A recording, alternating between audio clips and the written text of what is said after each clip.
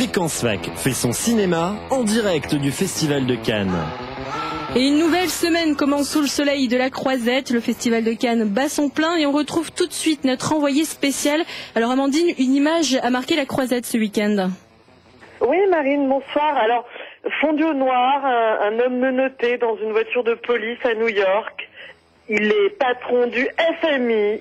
Il est le dernier des Mohicans de la gauche.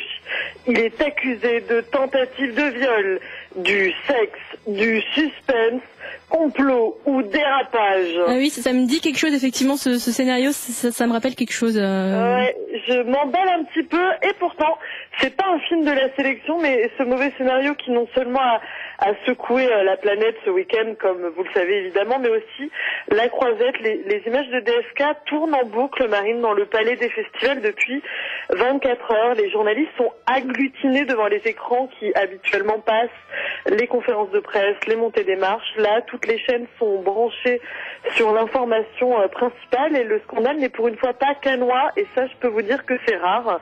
Et c'est le sujet de conversation number one dans les soirées, dans les dîners.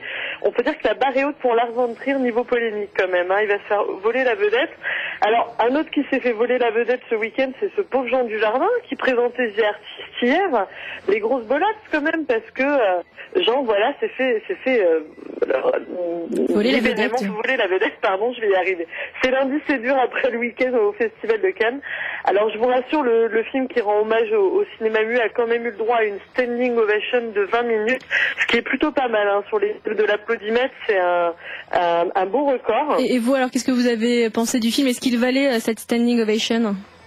Alors, moi, le film a procuré autant d'émotions que si j'achetais un Minitel. Mais attention, j'ai une tendresse toute particulière pour le Minitel.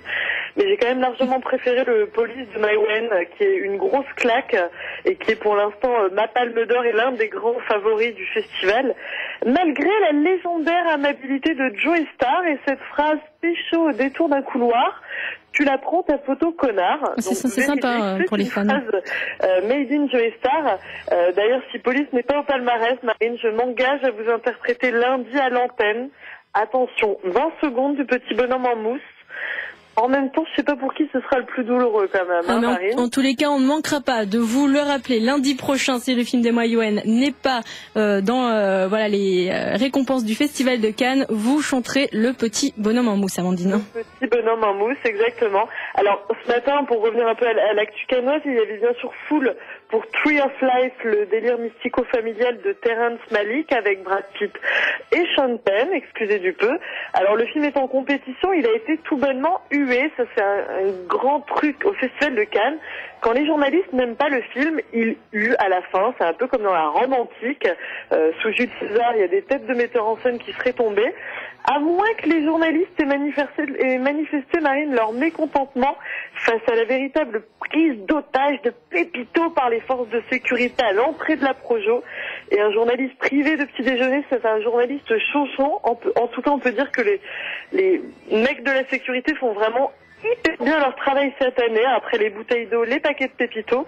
En tout cas, moi, j'ai bien failli entrer dans la légende. À 5 minutes près, je me retrouvais dans l'ascenseur avec Brad Pitt, Marine. Brad Pitt.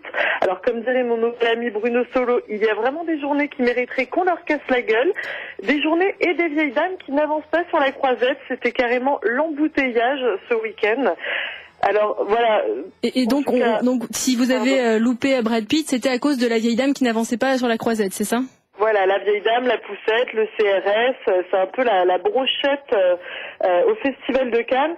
Alors, Tree of Life, moi personnellement, j'ai cru que le film était fini à chaque fondu au noir, en sachant qu'il y en a une bonne fontaine dans le film. Je peux vous dire que j'ai ramassé mon sac une bonne fontaine de fois. Alors demain, tous aux abris, il y a Mel Gibson qui débarque, et après les conquêtes de DSK, on attend mercredi avec beaucoup d'impatience La Conquête, le film de Xavier Duringer sur l'ascension de Nicolas Sarkozy au pouvoir. Je pense que Marine, vous en avez entendu parler, c'est vraiment le film incontournable.